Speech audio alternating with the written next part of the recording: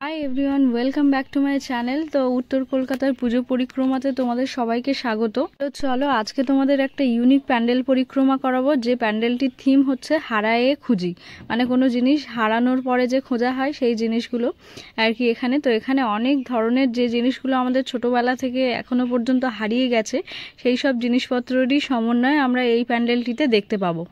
আর এই প্যান্ডেলটি হলো দমদম পার্ক সর্বজনীন প্যান্ডেল, আর কি দমদমেই অবস্থিত। তো ফার্স্টেই ঢুকে আমি বাম সাইডে দেখতে পেলাম এরকম কিছু জামা, যেগুলো আর কি হারিয়ে গেছে আগে ছোট্টবেলায়, মানে অনেক আগেরকার দিনে পরা হতো।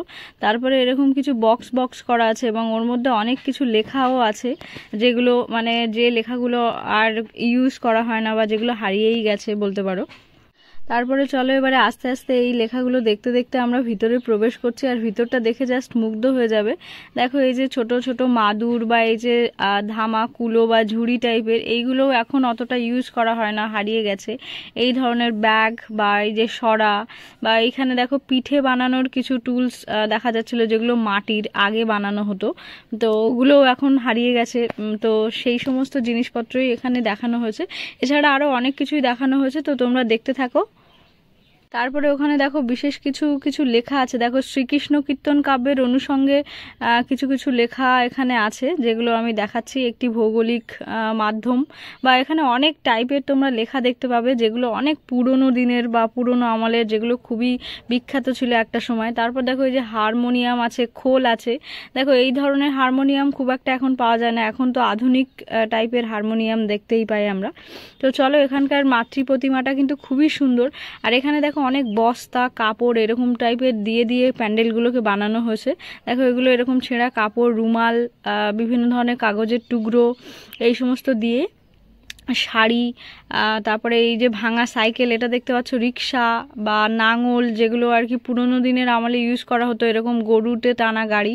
তারপর দেখো এখানকার মা দুর্গাটা ওরকম শ্রমিক শ্রেণীর, মানে ওইরকম টাইপের দেখা হয়েছে, যারা যে সমস্ত মায়েরা মাঠে কাজ করে বা এরকম শ্রম, এরকম মানে গ্রামীণ যে চিত্র, সেরকম টাইপেরই মা দুর্গা, বা অনেক পুরোনো দিনের আমলের যেরকম মানুষজন মায়েদেরকে দেখা যেত, তারা যেমন কাজ করতো সেই আমলেরই করা হয়েছে। তারপরে এখানে দেখো টালির চালের ঘর, আরো অনেক কিছু। তোমরা খুব ভালো করে দেখলে তবেই বুঝতে পারবে যে এর মধ্যে কত কিছু শিল্পকলা তুলে ধরা হয়েছে। তো অনেক আধুনিক যন্ত্র এসে কিন্তু আমাদের পুরোনো দিনের অনেক কিছু হারিয়ে গেছে। তো সেই মুহূর্তগুলো আর কি পূজা প্যান্ডেলের মধ্যে সবার সামনে আর কি তুলে ধরা হয়েছে।